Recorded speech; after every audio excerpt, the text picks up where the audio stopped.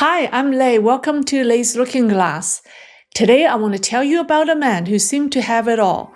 He was a child prodigy who entered college at 13, earned 2 PhDs from top American universities by 21, became a Nobel Prize contender at 27, and married the daughter of Taiwan's richest man. He became a billionaire, a respected scientist, and a powerful businessman. But one day he said that this kind of life doesn't make him happy, and that what really matters is finding oneself. And he even made a bold prediction about the future, a time when science, spirituality, and philosophy would unite. That man is Dr. Tony Yung, or Yang Dingyi, whose life reads like something between science and myth. Tony Yung was born in Taiwan in 1958, and from the start he was different. His mother carried him 6 weeks past her due date. The placenta had already calcified. Doctors said the baby wouldn't survive, but he did, a healthy 9-pound baby with a full head of hair. He had 2 older sisters and a younger brother, 4 children close in age. His father, Yung-ching, was a renowned biomedical engineer. The young Tony was called a child prodigy. At 13, he was accepted to Yale University.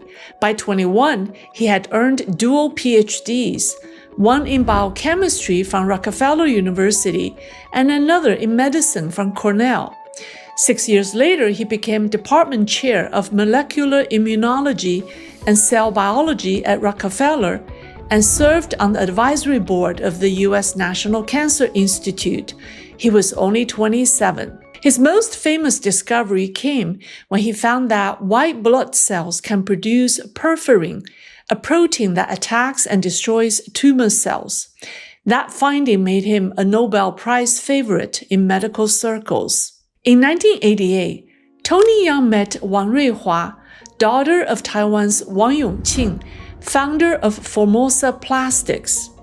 They shared a passion for meditation and spiritual practice, fell in love and married, making Yang the son-in-law of one of Asia's richest men.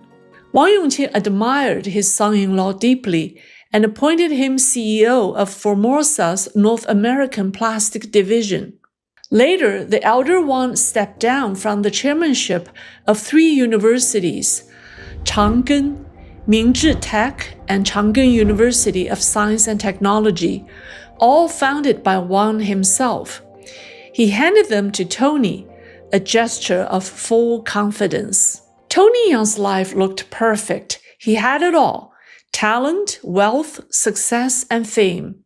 However, when asked in a 2016 interview if he was happy about his life, he said, "Quite the opposite. If you cling to illusions, money and status will never make you happy." It was a calm, Zen-like answer that few understood, until 2020, when he published his autobiography, Miracle. From a young age, Tony Yung had unusual abilities. When he was small, he would hear mysterious music at night, melodies no human instrument could play. He called it the heavenly sound. He believed it came from other dimensions, perhaps the same cosmic harmony the philosopher Pythagoras called the music of the spheres. That sound filled him with light and joy. Sometimes, he said, it even carried his consciousness out of his body to wander other worlds. As he grew older, the music faded, but its memory stayed.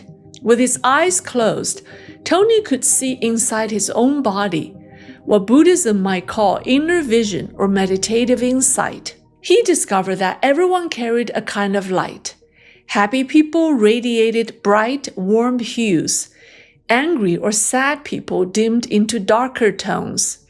And the more he watched, the more he realized he could read people's energy, their emotions, even hidden memories. He said animals could sense those same lights, wild animals especially.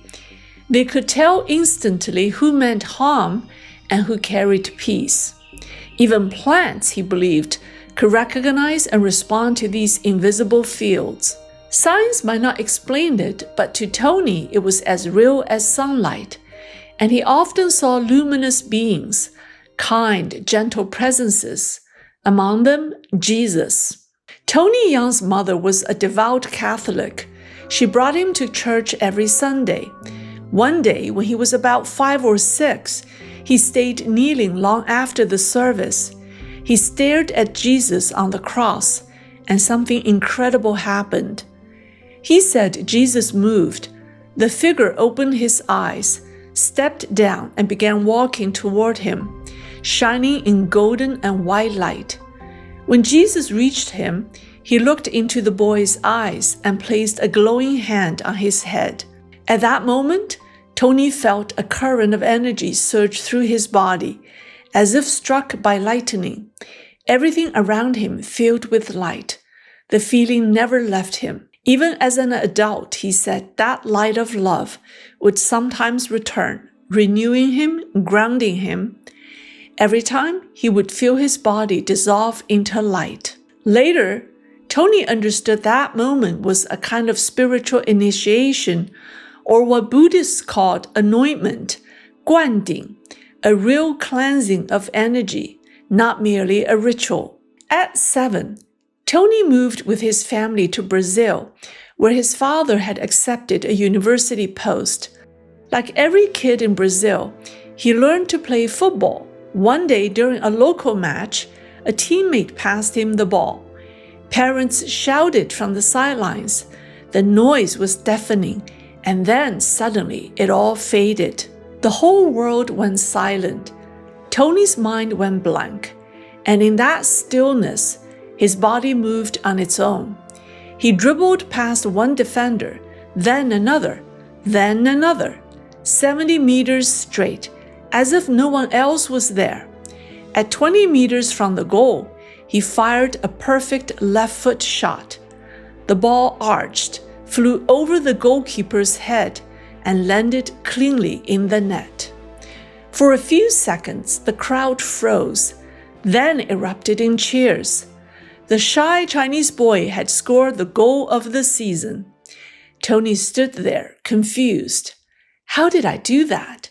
I wasn't even thinking. That moment taught him something deep. When you stop trying to control everything, when your mind is still, success flows naturally. A year later, another wonder. Tony and his younger brother were home, challenging each other to see who could jump higher. His brother went first, easily touching the top of the door frame. Tony looked up, took a breath, and jumped. Then it happened again. He felt weightless, as if gravity had vanished. He kept rising, soaring past the frame, fingertips brushing the ceiling, a full 1.2 to 1.3 meters off the ground. Now, to put that in perspective, even NBA stars rarely break 90 centimeters. Michael Jordan, the greatest of all, jumped 1.2 meters. Tony was only 9. That experience later convinced him that human potential is limitless, but bound by habitual thoughts. As an adult, he studied Gödel's incompleteness theorem and concluded that humanity lives inside a closed system, unable to perceive the world beyond its own limits. And he believed modern theories like the Big Bang, string theory, and chaos theory could never reveal the true essence of the universe. Dr. Tony Young proposed that all information and all life share one foundation, the spiral field.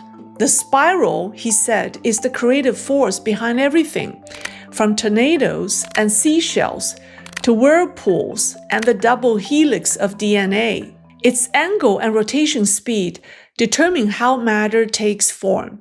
This idea, he noticed, echoed an obscure 19th century American spiritual book called Our Spay, which described creation by a whirling current of power. For Tony, the spiral field was the unseen pattern connecting science, life, and spirit. After this realization, he stopped reading books the usual way. Although his home library held thousands of volumes, he discovered that when his mind was perfectly still, simply being near a book let him sense its author's emotion and intent. Every creator, he said, leaves behind an energetic field, a spiral imprint that can be felt by anyone tuned in.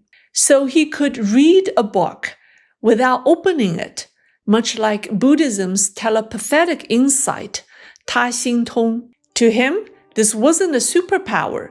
It was an ability all humans naturally possess, but have forgotten.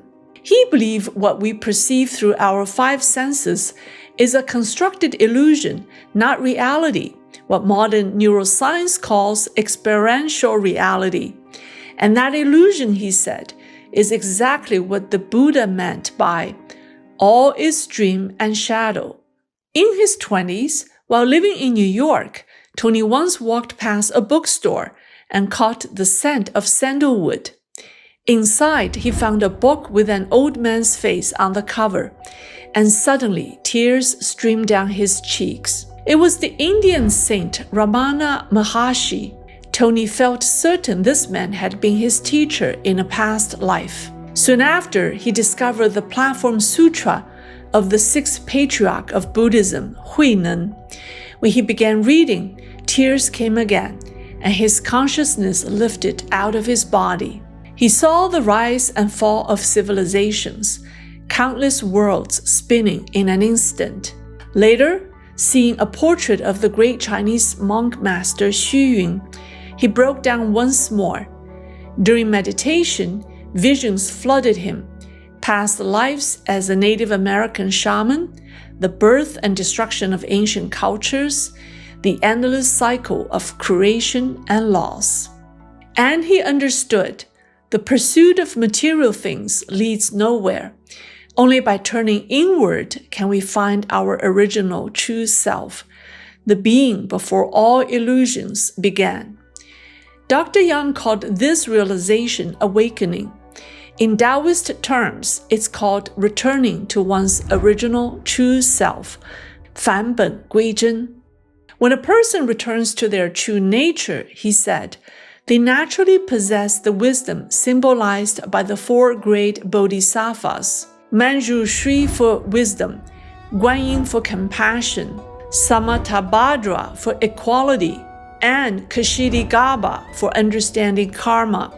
This, Dr. Yang said, is the heart of his book, Miracle, to help people find their real selves and prepare for the coming of a savior figure, the Messiah, the future Buddha, Maitreya, or the purple star saint foretold in ancient Chinese prophecy. He said Maitreya's teachings would unite science, religion, and philosophy, proving that consciousness is higher than matter. That, he said, would be the foundation of a new world. And he wasn't the only one chosen. He spoke about two generations of gifted souls, the indigo children of the 1970s and the crystal children born after 2000. Indigo children, he said, have bluish auras and a strong spiritual drive. The world saw them as hyperactive or unfocused, but they were simply out of tune with material society. Crystal children, in contrast, carry soft white or rainbow light. They are gentle, intuitive, wise beyond their years, here to heal and guide humanity toward compassion and peace.